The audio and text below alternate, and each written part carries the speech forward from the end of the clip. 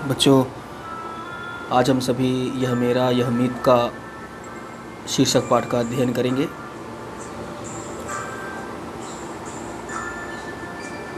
बच्चों, शिक्षक का किसी भी व्यक्ति के जीवन में क्या महत्व है या क्या महत्व होता है यह बताने की आवश्यकता नहीं है।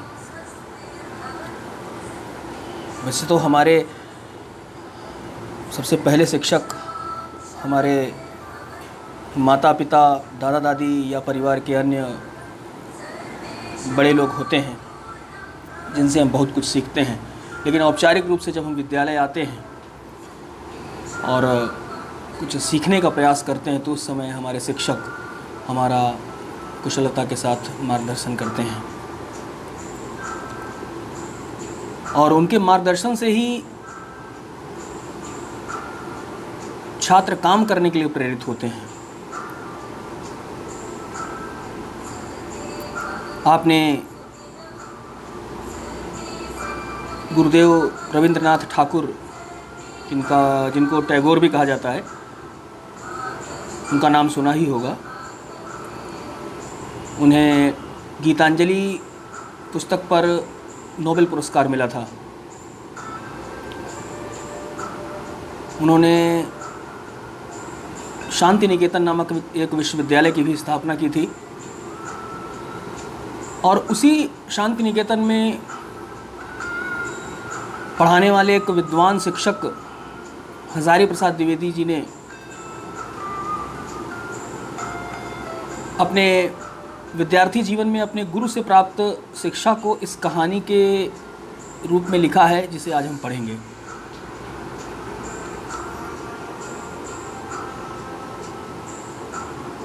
मैं पूरी कहानी तो नहीं पढ़ूंगा यहाँ पर, लेकिन इसका सारांश ज़रूर आपको बता देता हूँ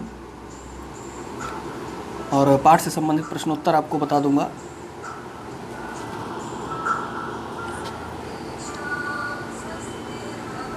यह एक संस्मरणात्मक कहानी है, यानी कि लेखक की स्मृतियों पर आधारित कहानी।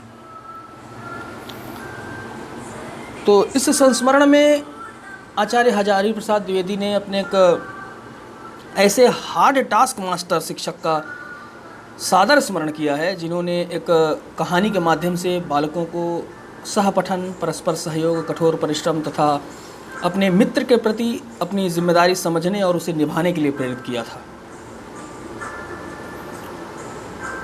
कहानी में एक निर्धन बालक अपने धनी मित्र, जो कि व्यापारी था, एक धनी मित्र की सहायता और सहयोग पाकर अनेक विद्याएं सीखकर प्रकांड पंडित बन गया और राजमंत्री के पद पर आसीन हुआ।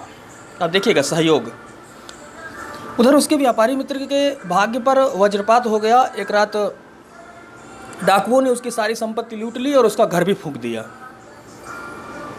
उसके पिता स्वर्ग से धार गए। परिवार के भरण पोषण के लिए उसके सामने भीख मांगना ही एकमात्र रास्ता बचा था। एक दिन उस फटेहाल भिक्षुक की भेंट अपने मंत्री मित्र से हो गई। कंगाल हुए व्यापारी पुत्र ने उसी मित्र के सहयोग से राजा से 100 मुद्राएं दान स्वरूप प्राप्त की। कठोर परिश्रम और बुद्धिमत्ता से व्यापार शुरू करके वह फिर से लखपति बन गया। लखपति व्यापारी ने अपने मंत्री पुत्र के अयोग्य पुत्र को ज्ञानवान, गुणवान और विद्वान बनाने का अनूठा गुर बताया कि वह प्रतिदिन जो सीखे मन ही मन अपने काल्पनिक मित्र को भी सुनाए और सिखाए। मंत्री पुत्र ने इस युक्ति को उत्साहपूर्वक अपनाया और कुछ वर्षों बाद अपने पिता के समान प्रकांड विद्वान बनकर उसका योग्य उत्तराधिकारी बना। लेखक कहते हैं कि उसके सहपाठियों पर इस कहानी का अद्भुत प्रभाव पड़ा था और वे नई उमंग से सहपठन के सूत्र को अपनाकर विद्या प्राप्ति में सफल हुए। कहानी सुनकर सब में पढ़ाई लिखाई के प्रति एक नया उत्साह भर जाता था। सब जी जान से पढ़ने लगते थे। वे न केवल स्वयं पढ़ते बल्कि अपने सहपाठियों को भी पढ़ाते। तो बच्चों, इस कहानी से हमें कुछ जीवन मूल्य मिलते हैं।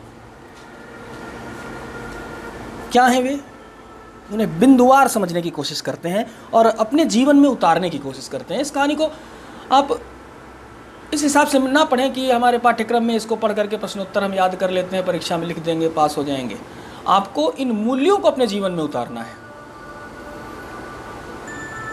मैं एक छोटी सी पहले कहानी सुनाऊंगा आपको। कहानी सुनना सबको अच्छा लगता है, सुनिएगा। उसके बाद जो है जिन जीवन मूल्यों को इस कहानी से हमें मिलना है वो उन पर चर्चा करेंगे।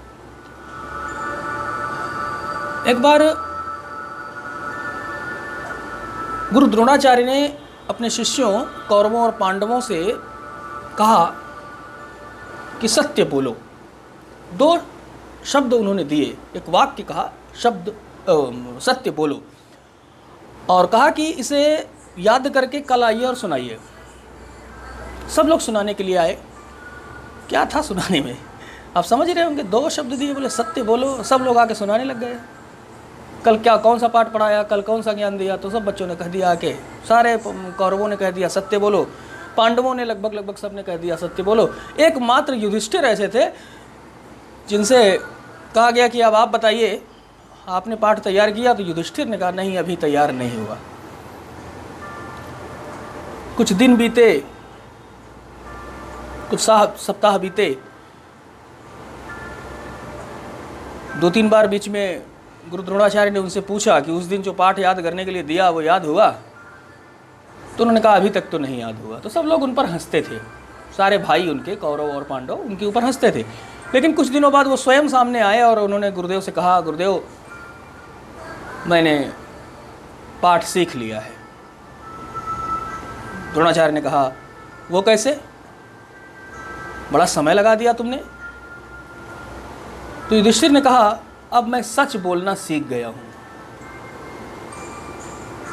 सत्य बोलना सीख गया हूं। सब लोग आश्चर्यचकित हो गए। सब ने क्या किया, अगले ही दिन आके सुना दिया, सत्य बोलो, सच बोलो। लेकिन युधिष्ठिर ने सच बोलने की, सत्य बोलने की प्रैक्टिस की, अभ्यास किया। और उसके बाद जब वो उनको लगा कि अब वो कभी भी झूठ नहीं बोलते हैं, उनका अभ्यास पड़ गया है, प्रैक्टिस किया उन्होंने, तो उसके बाद उन्होंने द्रोणाचार्य जी से कहा, गुरुदेव से कहा कि अब मैं सच बोलने लगा हूँ। तो इसी तरह से बहुत सारे पाठ जो हम पढ़ते हैं जिनसे हमें तमाम तरह के जीवन मूल्य मिलते हैं, उन जीवन मूल्यों को हमको अपने व्यक्तित्व में आरोपित करना है। कौरवों और पांडवों की तरह सच बोलो पाठ को हमें नहीं तैयार रखना है कि हमको जीवन मूल्य मिल गए, मित्रता अच्छी करनी चाहिए, लोगों का सहयोग करना चाहिए, परिश्रम करना चाहिए। पता तो है सब कुछ पता है, लेकिन क्या हम उसे अपने व्यक्तित्व में उतारते हैं, क्या उसके अनुरूप आचरण करते हैं, ये सारी बातें हमें देखनी हैं। तो बिंदुवार मैं इस पाठ में मिलने वाले मूल्यों को आपको बताता हूँ। एक तो ये कि मित्रता, हमारे जीवन में मित्रों का क्या महत्व होता है, आप लोग अभी छोटे हैं, समय आने पर पता चलेगा। अगर आपके जीवन में 1-2 सन्मित्र हैं, सच्चे दोस्त हैं, तो इसे आप ईश्वर का एक वरदान समझें। और सहयोग, अगर आप अपने मित्र का सहयोग करते हैं, विषम परिस्थितियों में उसका सहयोग करते हैं, उसका साथ देते हैं, तो यही मित्रता की आधार भूमि है, यही बेस है। अगर आप सहयोग नहीं करेंगे तो मित्रता समाप्त हो जाएगी। तो आप ये कह सकते हैं तो क्या स्वार्थ से ही मित्रता चलती है? नहीं, ऐसा नहीं है। स्वार्थ नहीं होता वहाँ पर, लेकिन एक आग्रह होता है। एक मित्र सोचता है कि अगर मुझे कोई समस्या होगी तो मेरा मित्र मुझे आकर के उस समस्या से निकालेगा, सहयोग करेगा, और आप भी अपेक्षा करेंगे। चलिए, इसके बाद देखिए परिश्रम। इस कहानी में जो पात्र हैं, जो व्यापारी है, व्यापारी मित्र है, उसने पहले परिश्रम किया, इसलिए उसका व्यवसाय फला फूला। एक बार फिर उसका सब कुछ बिगड़ गया, बाद में राजा से मुद्राएं मिली और फिर से उसने परिश्रम किया तो आगे बढ़ा। इसी तरह से जो एक व्यक्ति था जो कि गरीब था, निर्धन बालक था, उसने भी परिश्रम के बलबूते और अपने मित्र से मिलने वाले सहयोग के बलबूते वो प्रकांड विद्वान बना, पंडित बना और राजा का मंत्री बना। और दूसरी बात, समानता की भावना। जो ये व्यापारी पुत्र था, धनी मित्र था, उसने उस निर्धन बालक को ये नहीं सोचा कि अरे ये तो बहुत गरीब है, इसकी क्या मदद करनी है। लोग कहते नहीं कि दोस्ती और दुश्मनी बराबर वालों में होनी चाहिए, ऐसा कुछ सुनते हैं हम लोग। तो ये एक थॉट बड़ा अजीब सा है। दुश्मनी का तो होनी, किनारे रखिए, दुश्मनी बहुत बुरी चीज़ है, होनी नहीं चाहिए। रही बात मित्रता की, तो ये सोचना कि नहीं बराबर वालों में होती, तो बराबर क्या होता है, आर्थिक स्थिति या जाति, या हमें क्या करना है, एक समता की एक दृष्टि रखनी है, समानता का भाव रखना है मन में, ठीक है ना। हमने अगर ये महसूस किया कि नहीं जो हमारा मित्र है, मान लीजिए निर्धन है और हम जान रहे हैं वो प्रतिभाशाली है और हम उसकी थोड़ी सी हेल्प कर देंगे तो बहुत आगे चला जाएगा, तो हेल्प करने में, सहायता करने में क्या हर्ज है भाई, हमको खुशी मिलेगी, वो सफल होगा, खुशी मिलेगी। अरे वो हमको बाद में श्रेय दे या ना दे, नेकी कर और दरिया में डाल, सुना होगा आपने। तो ये दिमाग में पूर्वाग्रह हो ना, हमारे मन में नहीं होना चाहिए कि हम अगर उसकी मदद करेंगे तो हमको भूल तो नहीं जाएगा। अरे ठीक है, भूल जाएगा भूल जाए, लेकिन हमको तो आत्मिक संतुष्टि मिलेगी कि हमने बहुत अच्छा किया उसके साथ, आज वो सफल है हमारी वजह से। तो हमको हमारे होने का जो, हमारे अस्तित्व का जो एक कह सकते हैं प्रयोजन है, जो उद्देश्य है, भगवान ने हमें किसी उद्देश्य से रचा है, तो वो उद्देश्य हमारा पूरा होगा। तो इस चीज़ को ध्यान में रखना है। और एक मूल्य मिला जिज्ञासा। अगर आपके जीवन में जिज्ञासा है, जानने की इच्छा है,